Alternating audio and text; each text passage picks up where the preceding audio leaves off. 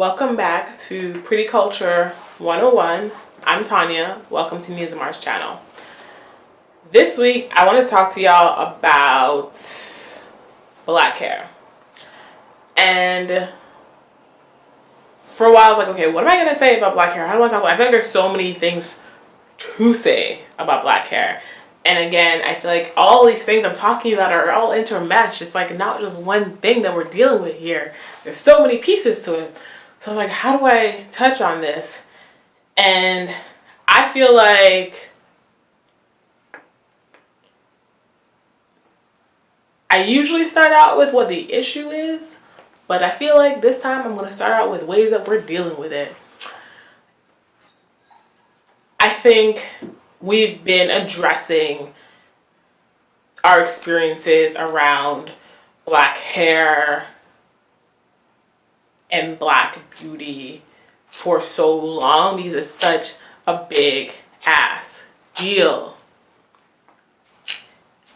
From our music to our movements, black hair has been such an iconic part of the conversation because it just so happens in this case when we're talking about beauty that black hair, particularly in the form of an afro, is like our beauty so entrenched in our movements because the ways in which that we are beautiful are so particular, and the ways in which that we embody our beauty is so particular. The history behind it is so particular and unique to us, which I believe is really beautiful that we have such a unique history that no one else really has in terms of our relationship with our hair.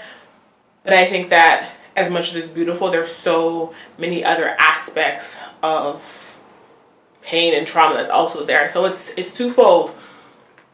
And why I want to talk about black hair, because I feel like it's still, you would think at this point now, or in 2018, that's not as prevalent as it may have been at one time, but it still is. Today, on an everyday basis, is the people who ask us questions like, is that your real hair? What it looks like today is people who are like, can I touch your hair? Why would it be appropriate for you to touch any part of my body? I don't even know you, son. Anyway, what it looks like is our children being removed from classrooms because people don't think that the way that their hair naturally grows out of their head is appropriate for the classroom. What it looks like today is people who are, whether it be in professional settings or in military settings, who are not being allowed to wear their hair in its natural state because it's not deemed as professional for a workplace. What it looks like, I feel like I could keep going. Why do I have so much content for this? It's really a problem. Anywho, what it looks like is, I don't know if y'all know this, but Solange had her magazine cover and they cropped her hair out of the magazine cover. Where did I do that at? Anywho, there are just so many things that we can talk about in terms of the ways that black hair is demonized and made to seem as it's lesser than, because it doesn't actually, and I still cannot wrap my mind around this, how a school can actually take a child out of the classroom because they think their hair is inappropriate the way it grows out of their head. And which is why I say these things are so intermingled, because really and truly what that is anti-blackness. It's their deep fear, hatred, contempt for blackness and anything that looks like blackness, and them wanting to condition us and our children to believe that there's something inherently wrong with their blackness and that they need to change it. And it's something that I feel like within a community, just us within our own community, have really struggled with back and forth. There's so many conversations around black hair about what it means if you wear a weave, or what it means if you relax your hair. Does it mean that you hate your hair? I don't think it means you hate your hair. I think it means that you want to wear your hair in different ways.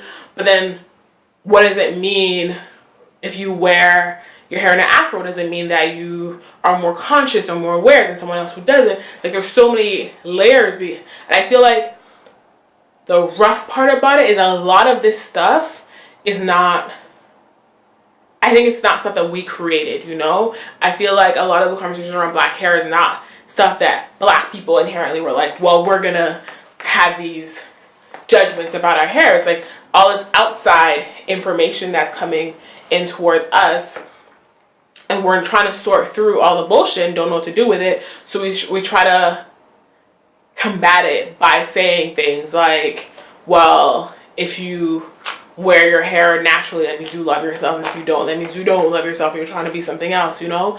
And I think it's just us trying to sort through the bullshit, which is shitty, and it sucks that there's so much bullshit to sort through because it's constantly coming at us. It's an extra layer of conversation that a lot of people don't have to deal with. Like, a person who doesn't have black hair doesn't necessarily have to deal with a conversation and trying to figure out if they need to straighten their hair to go into an interview. I feel like that's a very particularly black experience.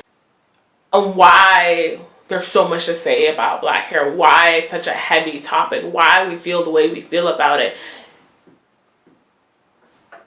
is the ways in which white supremacy, the ways in which this idea of professionalism, the ways in which anti-blackness work, the ways in which capitalism works to make us think that we are only worthy, we are only beautiful, we're only able to be seen as respectable and brilliant the more we move away from what is historically blackness, what is often very historically African in its roots.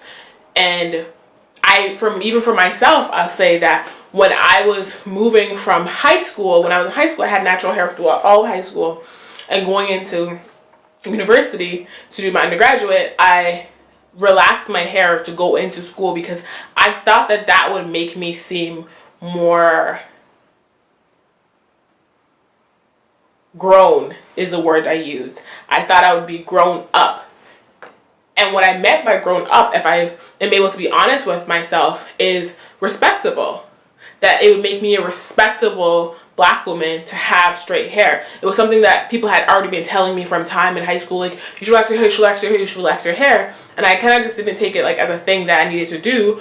But for some reason, I felt like I needed to do that. How do we deal with the fact that whether it be in our workplaces, our schools, our hospitals, or just walking on the street, people are going to judge us for our blackness, but particularly people are going to judge our hair as either professional, not professional, or whatever other thing they're going to say.